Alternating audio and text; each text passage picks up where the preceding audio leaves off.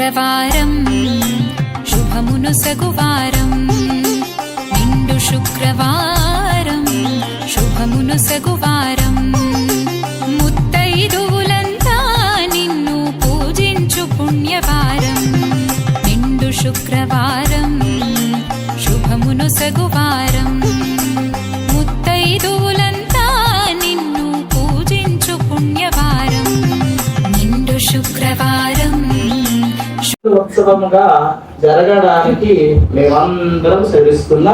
మీరు కేవలం చేయవలసింది భక్తి, శ్రద్ధ, క్రమశిక్షణ, ఓపిక సహా ఎక్కడ ఉన్న అమ్మాయి అనే భావనతో ఎక్కడ ప్లేస్ దొరికితే అక్కడ కూర్చొని కుంకుమ పూజ చేసుకుంటే అదే 10,000. ఇప్పుడు మాకు పూజ అవకాశం లేదు, గురువుగారు 5 సార్లు చేస్తామన్నారు, లేదు అవకాశం 6 సార్లు కూడా చేస్తామన్నారు కదా.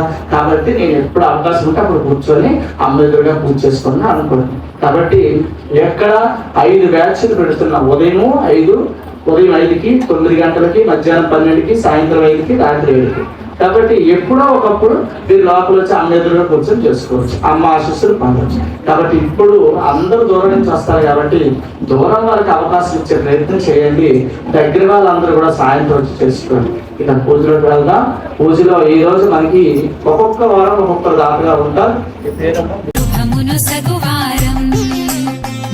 శుక్రవారం శుభమును సగువారం ముత్తైదువులంతా నిన్ను పూజించు పుణ్యవారం నిండు శుక్రవారం శుభమును సగువారం. దీక్షగా వచ్చి అమ్మవారి దగ్గర కుంకుమ పూజ చేసిన వారికి 5వ మాట కొంతమంది ప్రత్యక్షంగా ముత్తైదువులంతా నిన్ను పూజించు పుణ్యవారం నిండు నీకు ఏది అవసరమో, ఏ రంగు అవసరమో, ఏ గాజు అవసరమో అమ్మ ఇస్తుంది. గురువు గారు చేతిలో వస్తే ఇస్తారు. అయితే మీరు తీసుకెళ్ళి ముందు ప్రప్రదంగా మీరు వేసుకోవడం కాదు, ఇంటికి కట్టాలి. ఇది మీరు చేయవలసిన మొదటి.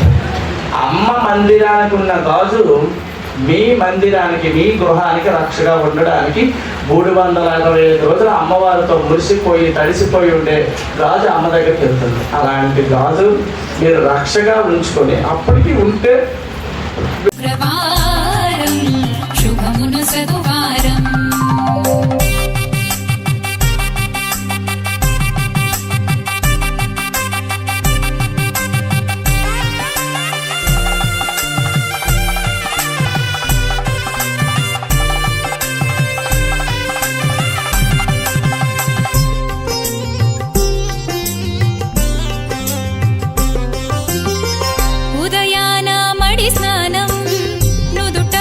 శుభశకునం ఉదయాన మడి స్నానం నుదుట బొట్టు శుభశకునం ముంగిళ్ళ ముక్కులతో మామిడి తోరణం కలకలలాడే ముంగిళ్ళ ముక్కులతో మామిడి తోరణం కలకలలాడే నిండు శుక్రవారం శుభమును సగువారం నిండు శుక్రవారం శుభమును సగువారం ముత్తైదువులంతా నిన్ను పూజించు పుణ్యవారం నిండు శుక్రవారం శుభమును సగువారం